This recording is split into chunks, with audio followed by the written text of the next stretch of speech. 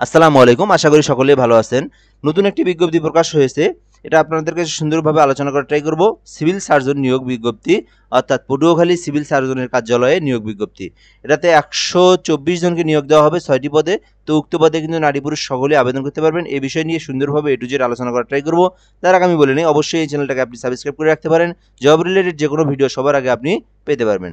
So দেখতে পাচ্ছি এখানে পদের নাম কম্পিউটার অপারেটর, পদের সংখ্যা 3টি, শিক্ষাগত যোগ্যতা বিজ্ঞান বিভাগে স্নাতক সমান ডিগ্রি পরীক্ষা উত্তীর্ণ হতে হবে। অন্যান্য যোগ্যতা কম্পিউটারের মুদ্রাক্ষরে প্রতি মিনিটে বাংলায় ন্যূনতম 25 শব্দ এবং ইংরেজিতে পার মিনিটে 30টা শব্দ সহ আপনাকে কিন্তু নিয়ে আসতে হবে, অর্থাৎ স্ট্যান্ডার্ড অ্যাপটিটিউড টেস্টে কিন্তু আপনাকে উত্তীর্ণ হতে হবে, অর্থাৎ আপনাকে টাইপের যে একটা অভিজ্ঞতা এটা কিন্তু ভালোভাবে থাকতে হবে, দেন আপনি কিন্তু এটাতে আবেদন করতে পারবেন।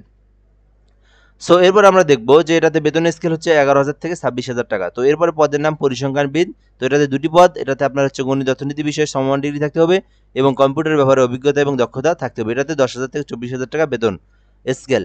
আচ্ছা, তারপর আমরা দেখবো অফিস সহকারী কাম কম্পিউটার মুদ্রাক্ষরিক, দুটি পদ, এটাতে আপনার সেম অবস্থা ক্যাটাগরি, উপরে যেটাতে দেখলেন সেটাই। এখানে হচ্ছে মিনিটে আপনার 20টা বাংলা 20টা ইংরেজি থাকতে হবে। এটা 9,000 থেকে 23,000 টাকা বেতন। তো এবার দেখবো আমরা স্টোর কিপার। তো উচ্চ মাধ্যমিক সার্টিফিকেট বা সমমান পরীক্ষায় উত্তীর্ণ হতে হবে। স্টোর কিপার পদধারীগণ সরকারি বিধি অনুযায়ী জামানত প্রদান করতে হবে এবং এটাতে 9,300 থেকে 22,490 টাকা বেতন স্কেল ধরা হবে। এরপর দেখবো আমরা সব থেকে যে বড় পদটা, স্বাস্থ্য সহকারী। 108টি পদ, শিক্ষাগত যোগ্যতা উচ্চ মাধ্যমিক সার্টিফিকেট বা সমমান পরীক্ষায় উত্তীর্ণ হতে হবে। বেতন স্কেল 9,300 থেকে 22,490 টাকা। তো এরপরে ড্রাইভার 3টি, এটাতে আপনার জিএসসি অষ্টম পাস হইলে হবে এবং এটাতে আপনার গাড়ি চালানোর যে বৈধ লাইসেন্স সেটা আপনাকে থাকতে হবে। এটাতে আপনার বেতন স্কেল 9,000 থেকে 22,000 টাকা। এরপর আপনারা আবেদন করবেন কিভাবে? সিএসপিএ সি সিএস পটুয়াখালী টেলিটক.com ভিডিও ওয়েবসাইটে গিয়ে কিন্তু আপনারা আবেদন করতে পারবেন। সো দেখতেই পারতেছেন এখানে আবেদনের যে একটা ফর্ম অর্থাৎ সার্কুলারটা, এখানে আমরা দেখতেই পারতেছেন সব কিছু কিন্তু সুন্দরভাবে এ টু জেড আলোচনা করা হয়েছে এবং এই বিষয়গুলো যেগুলো আমি উপরে পড়লাম সেগুলো এখানে সার্কুলারে দেওয়া হয়েছে। তো আপনারা এখান থেকে এই পদে গিয়ে আবেদন করতে পারেন এবং কিভাবে আবেদন করবেন এবং পেমেন্ট ফি কত, এ টু জেড আমি আলোচনা করার ট্রাই করব। তো এখানে আপনারা যেটাতে করবেন সেটা আপনারা এগুলো আপনার সার্কুলারটা আপনি পড়বেন, পরে আপনি এখান থেকে দেখে নেবেন কত টাকা।